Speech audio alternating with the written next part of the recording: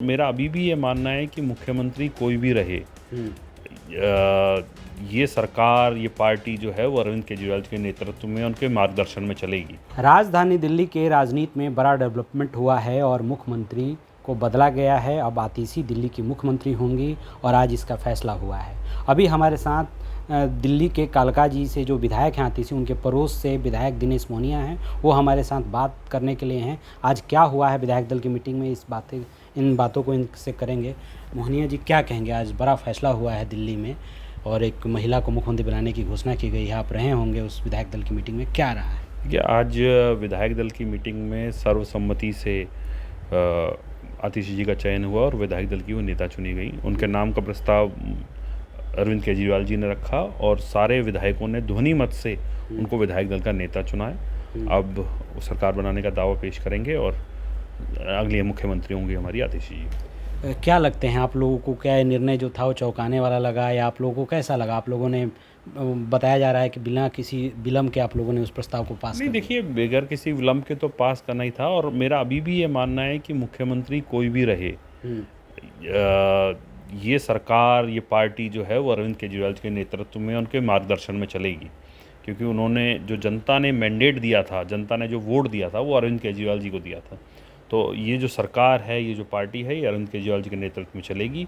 और जिस तरीके से अरविंद केजरीवाल जी ने नैतिकता का एक नया मापदंड स्थापित किया है देश की राजनीति में, और ये कहा है इस देश की जनता को कि अगर वो ईमानदार हैं तो ही वो उनको दोबारा चुने, तो मुझे लगता है इस बात के लिए वो बधाई के पात्र में, साथ के साथ उनकी जो मैं कहता हूँ सलाम है उनको, जो इतने स्तर तक वो अपनी नैतिकता को लेके गए हैं और नैतिकता का एक नया मापदंड स्थापित कर रहे हैं देश की राजनीति में, जो कि ये दिखाता है कि वो कितने कमिटमेंट है उनके अंदर कि वो देश की राजनीति को कितना बदलना चाहते हैं। अच्छा, दूसरा, अब जो आतिशी बनी हैं वो आपके पड़ोस की विधानसभा, लगा हुआ विधानसभा है कालका जी, तो आपको डेवलपमेंट जो होगा, चूँकि वो मुख्यमंत्री होंगी और दक्षिणी दिल्ली से ही वो आती हैं, तो क्या दक्षिणी दिल्ली में विकास के नए आयाम होंगे? जो रुके हुए काम हैं क्या होंगे? क्या लगता है इनके मुख्यमंत्री निश्चित तौर पे आतिशी जी के मुख्यमंत्री होने का फ़ायदा संगम विहार की विधानसभा को भी मिलेगा, क्योंकि वो मेरी विधानसभा में पड़ोसी भी हैं, साथ में लगातार हमारे साथ काम करती रही हैं। तो निश्चित तौर पे उनका जो मुख्यमंत्री बनने का जो फैसला एक पूरे विधायकों ने लिया है, उसका फ़ायदा निश्चित तौर पे संगम विहार की जनता को भी होगा और जितने भी हमारे रुके काम हैं वो ज़्यादा तेज़ी के साथ होंगे, ज़्यादातर बेहतर तरीके से हो पाएंगे। अच्छा, दिल्ली में तीसरी अब महिला बनने जा रही हैं, सुषमा स्वराज रही हैं, शीला दीक्षित लंबे समय तक रही हैं, अब आतिशी बनने जा रही हैं। एक दिल्ली में कॉमन इशू रहता है कि महिला सुरक्षा, आप लोगों ने उस पे काम भी किया है, सीसीटीवी वगैरह लगवाए हैं, तो क्या लगता है जब मुख्यमंत्री महिला बनेंगी तो दिल्ली में एक माहौल बनेगा जो महिला सुरक्षा का? देखिए, निश्चित तौर पे अगर एक महिला को मुख्यमंत्री बनाया गया है तो महिला की जो पीड़ा है उसको एक महिला बेहतर तरीके से समझ सकती है। जहाँ तक लॉ एंड ऑर्डर का सवाल है, तो आपको मालूम है कि दिल्ली में जो लॉ एंड ऑर्डर है वो केंद्र सरकार के अंतर्गत आता है और पूरी पुलिस उन्हीं को रिपोर्ट करती है। लेकिन फिर भी हम अपनी तरफ से कोशिश करते हैं कि महिला सुरक्षा के लिए जितने बेहतरीन कदम हो सकें, जो कर सकें, हम वो निश्चित तौर पे करते हैं। लेकिन फिर भी मेरा ये मानना है कि ज़रूरत हमेशा रहेगी और रहेगी कि हम और तेज़ी के साथ काम करें और बेहतरीन ढंग से काम कर सकें, जिससे इस दिल्ली की हर बहन बेटी अपने आप को सुरक्षित महसूस करे। और निश्चित तौर पे आतिशी जी के नेतृत्व में जो सरकार बन रही है, वो महिला सुरक्षा पे, उनकी सुविधाओं पे बेहतर तरीके से काम करेगी, उनको बेहतर सुरक्षा प्रदान करेगी। अच्छा, अब चुनाव अब आने वाला है, तो क्या लगता है जो पूरा एक शराब घोटाला हुआ है, तमाम मुद्दे आए जिस पे बीजेपी हमलावर रही, मुख्यमंत्री से इस्तीफा मांग रही थी, अब इस निर्णय के बाद क्या आप लोगों को लाभ होगा या क्या होगा आगे चुनाव? देखिए, मेरा मानना है कि अरविंद केजरीवाल जी ने नैतिकता का एक नया मापदंड स्थापित किया है।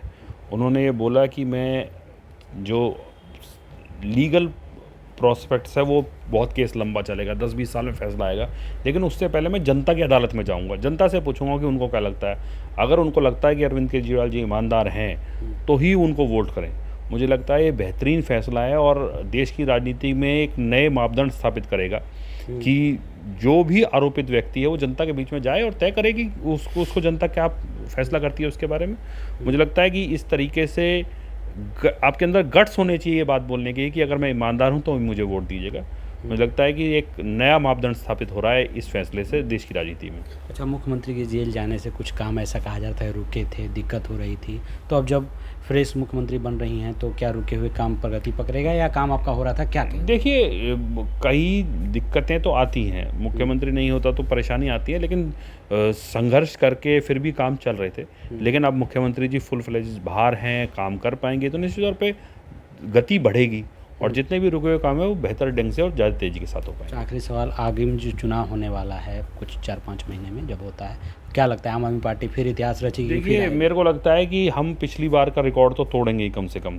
जो 62 का हमारा नंबर था उससे हम आगे जाएंगे, क्योंकि एक तो हमने जो काम किए हैं और साथ ही साथ जिस तरीके से मुख्यमंत्री जी ने अभी लोगों के बीच में जाके ये जो बात रखी है कि अगर इस दिल्ली की जनता को लगता है कि मैंने ईमानदारी के साथ उनकी सेवा की है तो ही मुझे वोट दीजिएगा। मुझे लगता है दिल्ली की जनता बिल्कुल हाथों हाथ तैयार है और हमारे को पिछली बार से ज़्यादा सीटें देगी।